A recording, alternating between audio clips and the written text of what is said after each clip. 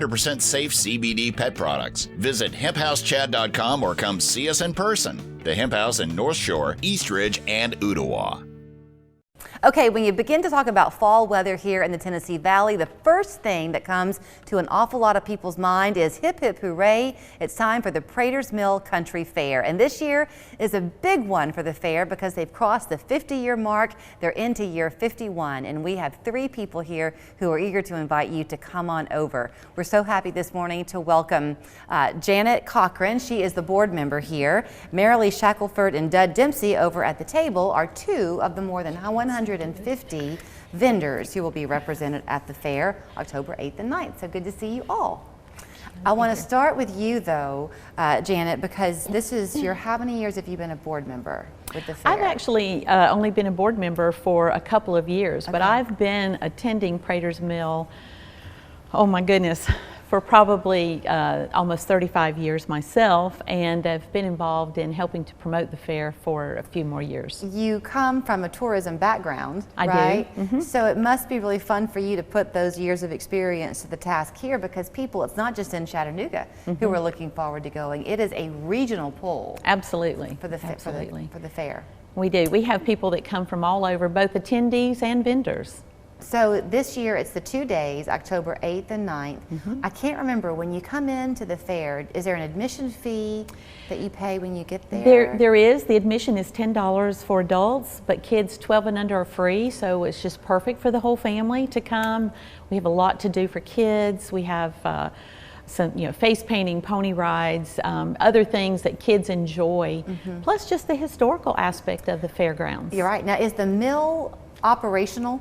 It is operational during the fair. Okay. Built in 1855, so the whole reason for the fair is that it began as a fundraiser to restore the old mill, which that did happen, and it's now on the National Register of Historic Places, and then during the fair, the mill is open, operating. You can watch it grind corn, take home a bag of cornmeal, and take home some other goodies too. So let's bring Marilee and Dud into the conversation, because this is amazing what y'all are doing. Marilee, I'll start with you because you're closest to me. Your beautiful Christmas trees and things that you have there, you're making all of those by hand. Yes, I make all of these by hand. This one right here is acorn based. It's on a paper mache form, hot glue, fill in with twine. My second Christmas tree, hickory nuts. I fight with the squirrels to get these hickory nuts. It's just beautiful, and so as intricate as those are, as the camera pans down, because October 8th and 9th, the Halloween decorations are just beginning to come out, the fall decorations. The pumpkins, what a beautiful centerpiece for Thanksgiving. Pumpkins are amazing. These have been my biggest seller for the last year. Again, I start off with a paper mache base. I use the jute twine, use the pine cone petals, and then decorate. Everything is natural, everything I've collected from outside. It's fun. It's a lot of fun. I have one time in my life where I remember my older daughter was in 4-year-old kindergarten, and I was the homeroom mom, and I made some craft, something out of like dogwood berries and pine cone needles, or not pine cone, you know what I'm trying to say. What am I trying to say? Those things. Those things. It looked like my daughter had done it, not me. It was so bad. So how in the world you can do that? How long will it take you to make one pumpkin? It takes probably tops from start to finish a good 4 to 5 hours. Okay, that's a long time. Good 4 to 5 hours. Talk about the ones you have that are the crepe myrtle. I think that is so interesting. Okay, so I have here, these are ornaments for your Christmas trees. These are made out of the crepe myrtle pods, spray painted, decorated, ribbon on top, and you just hang them on your tree. That's a labor of love too. It okay, is. If we're talking Christmas ornaments, then Dud, let's bring you in, because your ornaments are beautiful anyway, all those Santa Clauses that you make, but you don't use a mold. No, I do not. Each one is totally handmade. My favorite tool that I use is a sewing needle, and these are made out of polymer clay. And each color that we see on these is its own individual piece of clay. You're not painting them. No, they're not painted at all. It's all done with different colors of clay. What's your background? How did you get started in that? I used to make the bread dough ornaments, and then I had some that disintegrated, and then I found the polymer clay and started working with it, and I like it much better. And by the way, I picked one up expecting it to be heavy. It's not heavy. No, they're not heavy. So, but are you, like, would you describe yourself as an artist? I would. I guess, you know, kind of self-taught. Self-taught. Yeah. Did you just stumble upon the polymer clay? Or I did. I was looking for something to replace the bread dough, and I picked up the polymer clay to try it and really liked it, and I've been using it ever since. I've been making these for about 30 years now. So Mary Lee said that it takes her about 5 or 6 hours to do one of her pumpkins. I would imagine that that's a multi-day process to do one of these. No, I can do one in about 3 hours. Really? Mm-hmm. You must have very good eyesight. I said that to you Strong earlier. glasses. Strong glasses. The readers.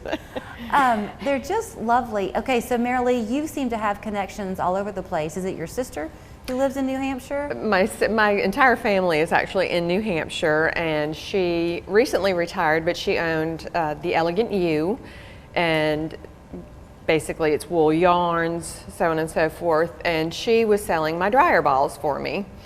Those are massive dryer balls. Those are big balls.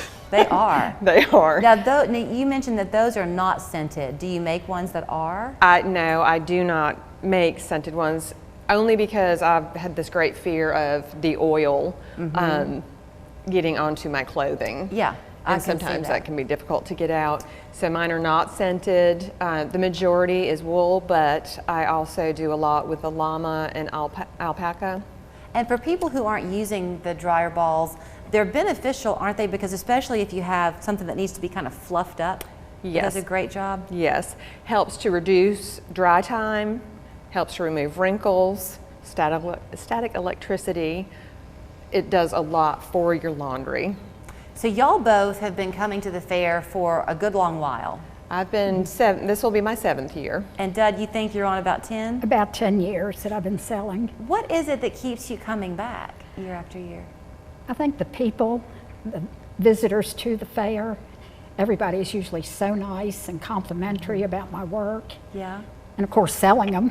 Big That boost. does help a little, doesn't That's a big it? boost. You mentioned that you're going to have fun, Janet, for the kids. Walk us through again kind of that area besides just roaming the property and Oh, well, feeling we have pony rides, we have face painting, just children are just fascinated sometimes with we have a historic tractor display, things that they just are not going to see all the time. We have an old caboose there that it's a great photo place. Everybody's doing pictures on the old caboose. So it's just a lot of fun. And the mill itself is interesting just to walk through and to watch the workings of it. And of course, it's on the banks of the creek.